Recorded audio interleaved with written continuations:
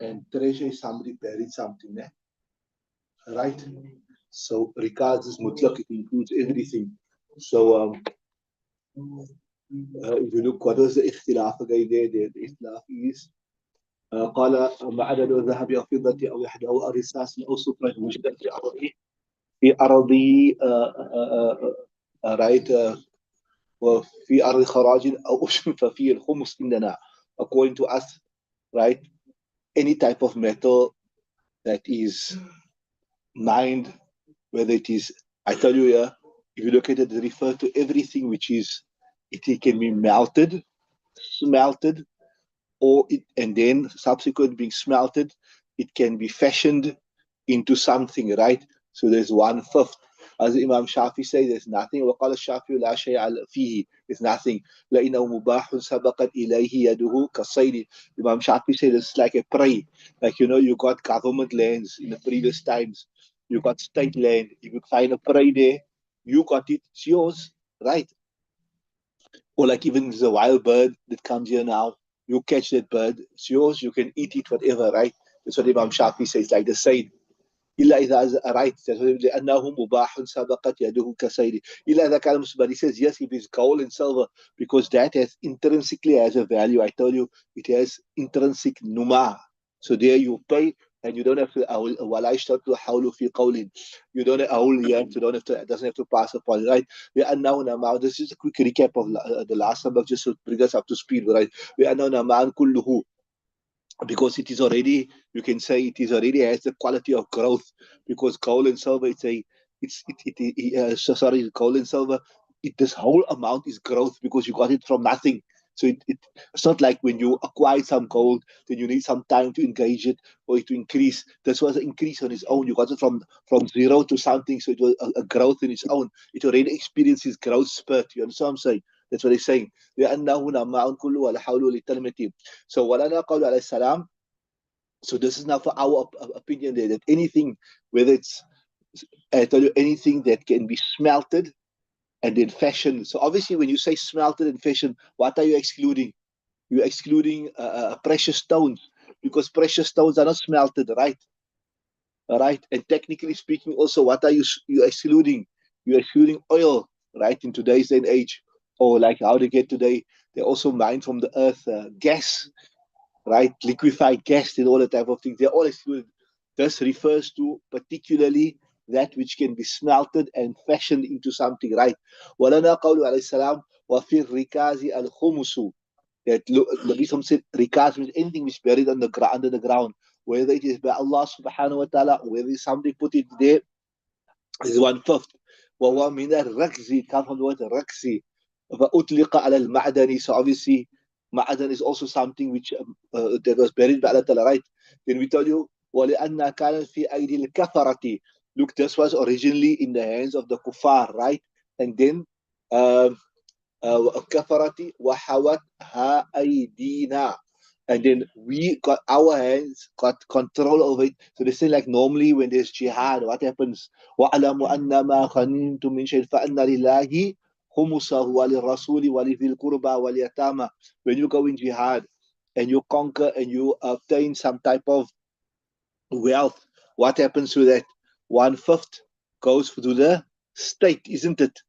Right. So same thing you say. So they say we're doing an analogy like how that this originally was belonged to the kuffar, etc., and now the Muslims gain control over it. And since the Muslims gain control over it now, so one fifth must go to the state. وَحَوَتْهَا أَيْدِينَا غَلَبَةً, by force, right? Because all these lands were non-Muslim lands. فَكَانَتْ غَنِيمَةً, and so it's a غنيمة. وفي الغنائم وفي الغنائم الخمس, and in the ghanimat is one fifth. And normally the one fifth goes to the state, and the state spends that on the orphans, the widows, etc., etc. Right? They will say, but contrary to say بخلاف الصيد, it is incorrect to make an analogy with the animals of prey that Imam Shafi done. Why? Because if you look at a prey, it was free roaming. It didn't belong to anybody. لأنه لم يكن في يد أحد. It didn't belong to anybody, right? And then it came into the hands of somebody. But this year, right, it belonged to the kuffar and the Muslims that acquired it, whatever way they acquired it. Why? Whether they conquered that place through what you call it, fathan, or there was some peace agreement, and that also affects. I told you, one is Ushri land and one is Kharaji land. Kharaji land normally refer to the land that we've taken from the non-Muslims. I told you that before. So whether it's Ushri land or Kharaji land, doesn't matter. Still, it came from the non-Muslims, and when you get something from the non-Muslims, one fifth of that must go to what? Let's go to the states. That's why let's go to the faith. إلا أن للغانمين يدا حكمية لثبوتها على الظاهر، وأما الحقيقة فللواجد، فاعتبرنا الحكمية في حق الخمس والحقيقة في حق الأربعة الأخماس حتى كانت الواجد. So what he's saying here is, look here, if somebody objects and say, look here, when you have uh, when you go in jihad, listen nicely to this part. When you go in jihad, right, and you conquer another land, and those people refuse to accept Islam, they refuse to pay the jizya. They say, we will not pay the jizya. That we won't accept Islam. They're adamant and they're stubborn, and the Muslims conquer them, right? So whatever wealth the Muslims get, right, they can take control over. Then, as I said, four, four fifths, four fifths goes to who? It goes to the mujahideen, and one fifth go to the state. Are you with me? You understood that, Yusuf? Four fifths go to the mujahideen, and one fifth go to the state. So here we're saying, on this mind, according to the Hanafi madhab, four fifths goes to the owner, the entrepreneur, or the miner, or the oligarch, or whatever you want to call him, right? And one fifth goes to the state. So how do you reconcile the day four fifths are going to the owner in the mine. But in jihad, 4/5 go to the mujahideen, and 1/5 go to the state. So it seems like it's how you say in Arabic, you know, in usul terms, this qiyas ma'al farik. What is it? Qiyas ma'al farik. So they answered it. They say, see, illa anna lil ghanimina yadan hukmiyatan. These in jihad, right? The mujahideen, they have, you can say, a yadi hukmi. Yadi hukmi means they they are acting on behalf of the state. They're conducting the jihad on behalf of the state. That's why you can't just decide here now. You want to stand up and make jihad here. You have to have a Muslim state. You have to have a Muslim Amir, etc., etc. You understand what I'm saying? So the full yad, the yad hukmi is for the state. The yad hukmi is for the state. So, sorry, the yad hakiki, the actual hands for the state. And the yad hukmi is for the who? For the ghanimin. لِثُبُوتِهَا عَلَى الظَّالِمِ. Because physically they are taking control of it, but actually doing for the state. وَأَمَّا الْحَقِيقَةُ فَلِلْوَاجِدِ. So the actual person who is the state, and in this case of the mines, the actual person is who? Is the owner of it. So like how the state gets that, his share, here, the owner of the mine will get his share. فَاعْتَبَرْنَا الْحُكْمِيَةَ فِي الْحَقِّ بِالْخُمُسِ. So hence we were considered, because he got, the Ghanimin has got a hukmi hand, not a physical hand. That's why he gets 1/5, right? And وَالْحَقِيقَةِ فِي حَقِّ الْأَرْبَعَةِ الْأَخْمَاسِ. And then the actual hand of the person that owns it, right, will be with regards to 4/5. That will be hatta wajidi. It will be for the one who, the owner who owns the what you call it. And in the case of jihad, that will be for the mujahideen. Okay, read the next about it.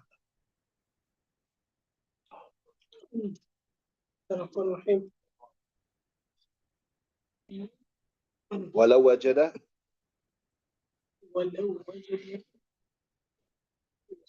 ولو وجد في داره معدنا فليس فيه شيء Yeah. عند أبي حنيفة. So this is an interesting masla here.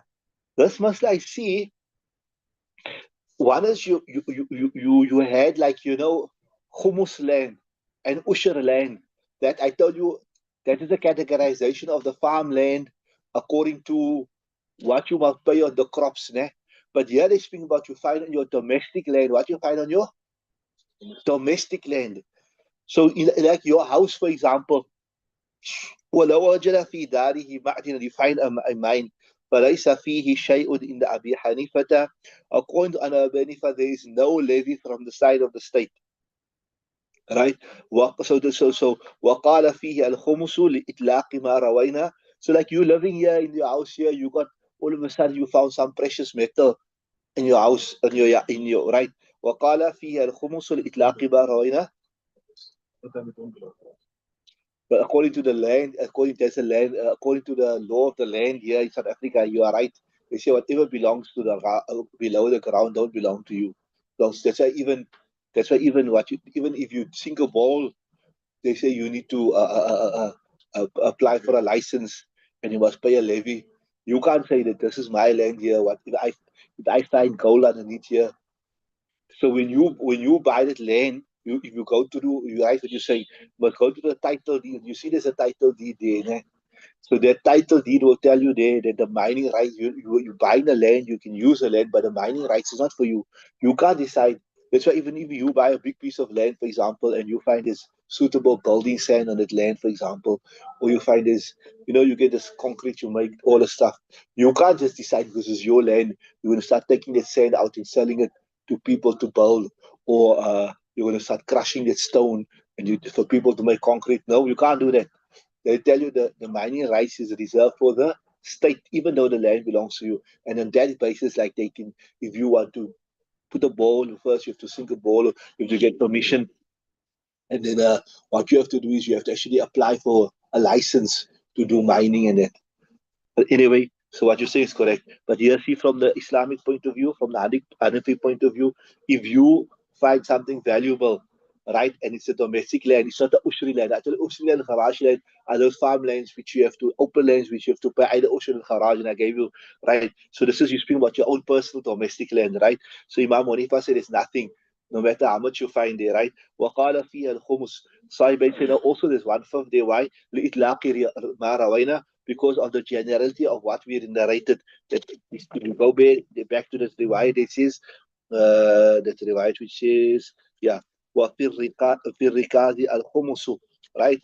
In the rikaz is one fifth. So Imam what you call Sahib said it is mutlaq. It doesn't differentiate between domestic land or ushri land or kharaj land, right? So Imam Munif says, وَلَوْ أَنَّهُ مِنْ أَجْزَاءِ الْأَرْضِ مُرَكَّبٌ فِيهَا. Look here, if there's some precious metal, it is أَنَّهُ مِنْ أَجْزَاءِ الْأَرْضِ. It is part of the land, it's part of the earth. When you mine gold, Yusuf, you don't get nuggets of gold. You ever saw a rock of gold? You never see a rock of gold. It's actually, it's like how you have veins in your body, né? So like that, you have like veins of gold in the rock. So that whole rock have to be crushed, and then that thing have to be extracted. It's quite a process. It's also expensive. That's why sometimes when the gold mine, when you went to the gold mines now, when you went gold is city. So when the gold is very little, it's not so dense. It's not worth it. There's so much effort that it costs more to extract. The cost of extracting it is more than the gold value. You understand what I'm saying? So if you look at it, as I was telling you, it looks like a normal rock to you, but maybe you just see a glitter. So this is what Imam Warifa is saying here. That you see that gold is part of the rock. It's not like a separate thing. There's a thing. And now, Ajzail is part of the earth, right? Murakkabun. Murakkab means something which is murakkab, included in it, right? Murakkabun fiya. ولا مؤونة في سائر الجزاء, and there's no ma'unat, so to say, tax, whatever, fi sa'ir al-jaza'i, in all the portions of the land, of the domestic land, right? فكذا في هذه الجزء, so in this portion that gold vein, there won't be that as well. لأن الجزء لا يخالف الجمعة, because the juz, a portion of the land, you can't have a different hukam for one portion of that portion of the rock which is gold. You must pay on that, but you don't pay on the other, right? بخلاف الكنز, but contrary to kanz, does refer to now, speaking about where you find a buried treasure. Somebody put some gold or silver or something like that in the ground, right? لأنه غير مركب فيها, it is not included in the ground. It's not part of the ground, right? You understood that? Carry on. وإن وجد في أرضه. وعن أبي حنيفة رحمه الله فيه روايتان، ووجه الفرق على إحداهما وهي رواية الجامع الصغير أن الدار ملكت خالية عن عن المؤن دون الأرض، ولهذا وجب العشر والخراج في الأرض دون الدار، وكذا هذه المؤنة. So وإن وجد في أرضه, right? So here they say if a person finds in his land, again here land refers to not ushri land, kharaji land. You find a ma'dan, a mine. فَنَبِي حَنِيفَةَ رحمه الله فيه روايتان. There's two riwayats, right? وجه الفرق على إحداهما هو رواية الجامع الصغير. The reason why there's a difference between the two riwayats, هو رواية الجامع الصغير, and this is the رواية of الجامع الصغير, أن الدار ملكت خالية من المؤونة دون الأرض. Right, right. Sorry, I made a mistake there. This ard here um, doesn't refer to your domestic land. This refer to like a large tract of land, right? They say, or riwayatul jami sahih, anna dara a house mulikat khalid numuni. When you buy a piece of land for domestic use, you're gonna build a house there. There's it has no categorization that this is a urshiri land or this is a kharaji land. If you grow on this land, you have to pay ushur, or you have to grow on this land, you have to pay kharaj. So in other words, you can say it's a levy free, it's a tax free land. You know what I'm saying? Mulikat Khalid al Mu'unati dun ardi, right? Not ard. tracts, a large tracts of lands, farmlands, that's different. وَلِهَذَا وَجَبَ الْأُشْرُ. That is why. So when you want to, so in a Muslim country, when you buy the land, before you buy the land, it's already designated that these are ushri land because it goes back to how it came under the control of the Muslims. I told you if it was conquered forcefully or if it came on its own into the Muslim land. وَلِهَذَا وَجَبَ الْأُشْرُ وَالْخَرَاجُ فِي الْأَرْضِ. That's why we say that Ushr and Kharaj is wajib on farmlands, right? Duna dari, not on domestic land for personal residential purposes. فكذا, right? هذه المؤونة. So same thing. There's also levy or tax, whatever that comes on the mining. It will not be applicable here as well. You understood that? Okay, the next one is a long discussion. We'll start it when it's already 40. We'll do that tomorrow. Today's Thursday. Tomorrow is Friday. Okay, we'll do that part on Friday.